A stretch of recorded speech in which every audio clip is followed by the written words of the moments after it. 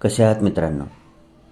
यशवंतराव चव्हाण महाराष्ट्र मुक्त विद्यापीठ नाशिक जुलै 2025 सेशन किंवा शैक्षणिक वर्ष 2025 ते 2026 विविध शिक्षणक्रमांना ऑनलाईन ॲडमिशन घेण्याची शेवटची तारीख आहे 31 ऑगस्ट 2025। ॲडमिशन फक्त आणि फक्त ऑनलाईनच पद्धतीने करायचं आहे। जर तुम्हाला काही अडचण येत असेल किंवा तुम्हाला पेपर सिलेक्ट करण्यामध्ये काही अडचण येत असेल तर तुम्ही जवळच्या कुठल्याही तुमचा जिथं शिक्षणक्रम अवेलेबल आहे, तुमचा जो कोर्स तुम्हाला जो पाहिजे असलेला कोर्स जिथं कुठं अवेलेबल आहे अशा जवळच्या कुठल्याही यशवंतराव चव्हाण महाराष्ट्र मुक्त विद्यापीठाच्या लर्निंग सपोर्ट सेंटर LSC किंवा त्याला आपण स्टडी सेंटर कॉलेजसुद्धा म्हणतो, तिथं जायचं आहे आणि तिथं सुद्धा तुम्ही पैसे आणि डॉक्युमेंट घेऊन जाऊन समोर ऑनलाईन ॲडमिशन करू शकता। म्हणजे तुम्ही कॉलेजमध्ये गेलं तरी ऑनलाईनच ॲडमिशन करायचं आहे, स्वतःही केलं तरी ऑनलाईनच ॲडमिशन करायचं आहे। कुठल्याही ऑनलाईन सेवा केंद्रावर तुम्ही स्वतःही जाऊन ऑनलाईन ॲडमिशन करू शकता। 100% ऑनलाईन अर्ज करायचा असतो याच्यामध्ये। आणि तुमचा अर्जसुद्धा आता काही लोक म्हणतात की जर ऑनलाईन अर्ज केला तर त्याचं व्हेरिफिकेशन कसं होतं, तर ऑनलाईन पद्धतीनेच होतं। तुम्हाला डॉक्युमेंट अपलोड करायला होती युनिव्हर्सिटी आणि ती तुम्ही ज्या स्टडी सेंटरला ॲडमिशन घेतलं आहे, ज्या कॉलेजला, त्या कॉलेजच्या IDवर जाऊन पोहोचतं। तिथे गेल्यानंतर त्यांनी काय करतात की तुम्ही अपलोड केलेले डॉक्युमेंट, तुमचा अर्ज, तुमची शैक्षणिक माहिती ही सगळं तपासून घेतात आणि तुम्हाला अप्रूव्हल देतात। ठीक आहे। जरी तुम्ही ऑनलाईन ॲप्लिकेशन केलेलं असेल आणि ऑनलाईन पेमेंट केले असेल तर त्याची झेरॉक्स कॉपी काढायचं आहे आणि जे डॉक्युमेंट अपलोड केले आहेत त्याची पण झेरॉक्स कॉपी सेल्फ अटेस्टेड करून तुम्हाला ज्या स्टडी सेंटरमध्ये तुम्ही ॲडमिशन घेतलं आहे तिथे नेऊन जमा करायचं आहे आणि त्यांना सांगायचं आहे की लवकरात लवकर माझं ॲप्लिकेशन अप्रूव्ड करा म्हणून। आता अप्रूव्ड केलं कसं कळेल? ज्या तुम्हाला युजर ID आणि पासवर्ड मिळतो तुम्हाला ऑनलाईन ॲप्लिकेशन केल्यानंतर, ते युजर ID आणि पासवर्ड तुम्ही चेक करायचं। अर्ज दाखल केला तुम्ही कॉलेजमध्ये नेऊन की चेक करत राहायचं, तिथं अप्रूव्ड म्हणून येतं। अप्रूव्ड म्हणून आले की तुमचं प्रश्न मिटला। बट ते तुमचंही काम नाही, ती कॉलेजचं काम आहे, ते कॉलेज वेळेवर करून घेतं। तुमच्या काही त्रुटी असेल तर तुम्हाला कळवतं सुद्धा कॉलेज, मॅसेज येतो, ईमेल येतो। आणि एक ध्यानात ठेवायचं आहे, जोपर्यंत आपला शिक्षणक्रम पूर्ण होत नाही तोपर्यंत तुम्हाला मोबाईल नंबर चेंज करायचा नाही, ईमेल ID चेंज करायचा नाही, वारंवार बदलता येत नसते। ध्यानात ठेवायचं, मोबाईल नंबर, ईमेल ID वारंवार बदलता येत नाही। त्याच्यासाठी जो ईमेल ID चालू आहे तुमचा नसेल तर तुमचा भाऊ, बहीण, आई, वडील, नातेवाईकाचा ज्याचा कंपल्सरी मोबाईल नंबर चालू असतो त्यांचा मोबाईल नंबर द्यायचा आहे। आणि ॲडमिशन प्रक्रिया म्हणजे जोपर्यंत कोर्स पूर्ण होत नाही तोपर्यंत तो नंबर आणि ईमेल ID चालू ठेवायचा आहे। ठीक आहे। आता 31 ऑगस्ट 2025 नंतर तारीख वाढणार नाही, ध्यानात ठेवायचं आहे। ही शेवटची तारीख असेल, कारण आता काय झालेलं आहे, या वर्षीपासून वर्षातून 2 वेळेस तुम्हाला ॲडमिशन घेता येणार आहे मुक्त विद्यापीठामध्ये। एक तर आता जुलै सेशन म्हणतात, आता ही जुलै जरी ऑगस्ट महिना आलेला असेल तरी ह्याचे ॲडमिशन जुलै महिन्यापासून सुरू झालेले आहेत। हे तारीख वाढत वाढत ऑगस्ट महिना आलेला आहे। आता दुसरं शैक्षणिक चालू झालेलं आहे, म्हणजे तुम्हाला जर एखाद्याने ह्या सेशनमध्ये ॲडमिशन घेतलं नसेल तर त्याला पुढच्या वर्षी जानेवारी 2026 सेशनमध्ये सुद्धा ॲडमिशन घेता येणार आहे। ठीक आहे। आता हे जसं वर्ष होतं 2025 ते 26 होतं, तसं आता पुढच्या वर्षी जानेवारी 2026 मध्ये जेव्हा ॲडमिशन चालू होतील तेव्हा ती जानेवारी 2026 ते डिसेंबर 2026 असं वार्षिक होतं, ती 1 वर्षाचं ही होतं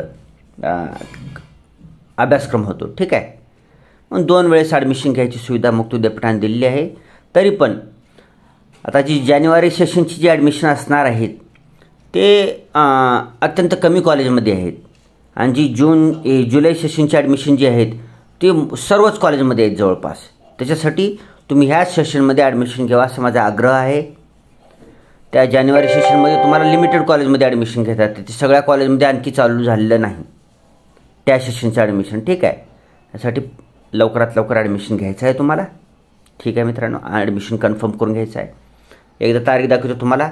आता हे फॉन्ट जर तुम्हाला दिसत नसतील तर व्हिडिओच्या क्वालिटीमध्ये जायचं आहे, ॲटोच्या पुढे क्लिक करायचं आहे, ॲडव्हान्सडमध्ये जायचे आणि 1080 पी किंवा त्याच्यापेक्षा हाय रेझोल्युशनमध्ये व्हिडिओ पाहायचा आहे, जेणेकरून तुम्हाला असं झूम करून पाहता येईल आणि फॉन्ट साईज तुम्हाला क्लिअर दिसेल। हे काय तर पाहू शकता शैक्षणिक सत्र जुलै 2025, ऑनलाईन प्रवेश सुरू, अंतिम तारीख 31 ऑगस्ट 2025. ठीक आहे.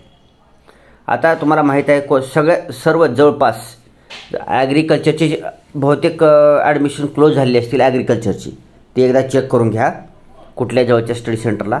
बरं, ॲग्रिकल्चरचे ॲडमिशन सोडले तर बाकीचे इतर सर्व कोर्सेसची ॲडमिशन चालू आहेत आणि शेवटची तारीख असणार आहे 31 ऑगस्ट 2025. एक ओव्हरऑल एक सारांशमध्ये सांगतो की कोणकोणते अभ्यासक्रम चालू आहेत. इथं पाहू शकता तुम्ही BA चालू आहे. BAमध्ये मराठी माध्यम आणि उर्दू माध्यमचं BA अवेलेबल आहे. पुन्हा नंतर BLib चालू आहे. MA समाजशास्त्र आहे, MA राज्यशास्त्र आहे, MA मानसशास्त्र आहे, MA इतिहास आहे, MA इंग्रजी आहे. पुन्हा MLib आहे, MA Marathi, MA Hindi, MA Urdu, MA अर्थशास्त्र, MA लोकप्रशासन. ठीक आहे. असे वेगवेगळे कोर्सेस चालू आहेत. ते पॉप्युलर कोर्सेस आहेत म्हणून सांगितलं. MA शिक्षणशास्त्रसुद्धा आहे बरं का, ध्यानात ठेवायचं. एक ध्यानात ठेवायचं, कुठल्याही स्टडी सेंटरमध्ये सगळेच कोर्सेस चालू नसतात. मोजकेच कोर्सेस त्या स्टडी सेंटरला असतात. काही ठिकाणी MA असतं, काही ठिकाणी BA असतं, काही ठिकाणी BCom असतं, काही ठिकाणी MSc असतं, काही ठिकाणी BSc असतं. त्या स्टडी सेंटरला लिमिटेड सेंटर दिलेले आहेत. एका स्टडी सेंटरमध्ये सगळे कोर्सेस असत नाहीत, ध्यानात ठेवायचं. ठीक आहे. व्हिडिओ पूर्ण पाहत जावा, तुमच्यासाठी व्हिडिओ बनलेला असतो. तुम्ही जर व्हिडिओ पाहिल्यावर काय अर्थ आहे त्याला बनवण्यामध्ये. BCA बी आहे, MCA पण आहे. ह्याला CET द्यावं लागते, ध्यानात ठेवायचं. MA योगा पण आले बरं का. MA शिक्षणशास्त्र तुम्हाला सांगितले.